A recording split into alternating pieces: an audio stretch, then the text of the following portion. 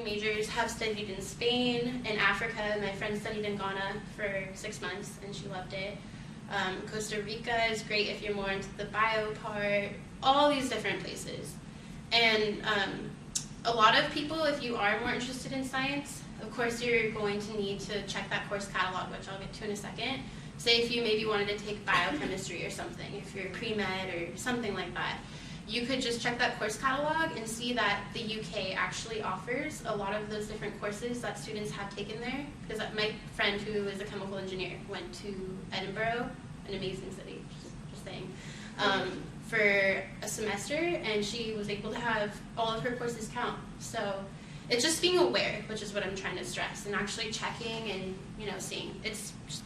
I did all of my chemistry, my biology, my physics before I left, and was able to just have a completely relaxing year abroad.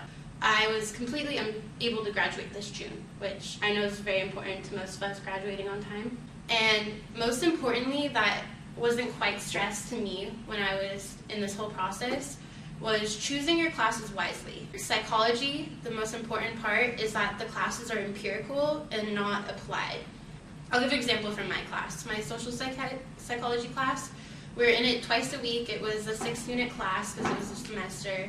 We had a multiple choice test, we had a paper, a group project. It was a lot more hands-on than here. So it was different because it seemed more applied, but it was still teaching all the same empirical concepts, just in a different format, because that was in Spain.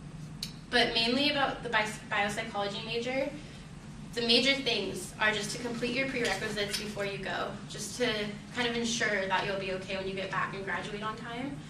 And to make sure that when you choose your classes, you look at the syllabus, or at least the description from our classes, and then you look at the description from their classes.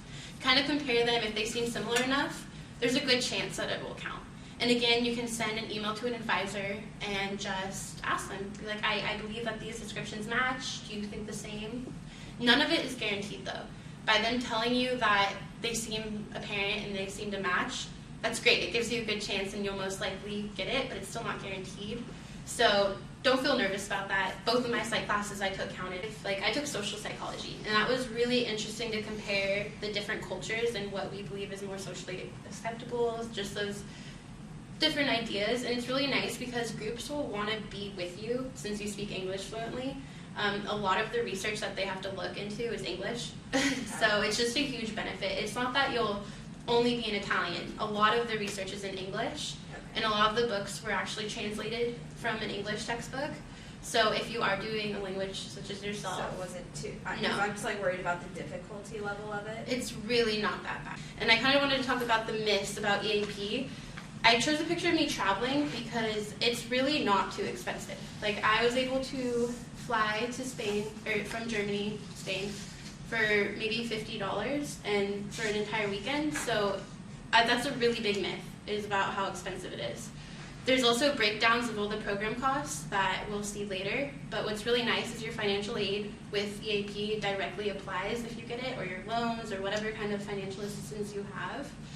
So that is a huge myth, that it's too expensive. My experience was definitely life-changing, going abroad for a whole year.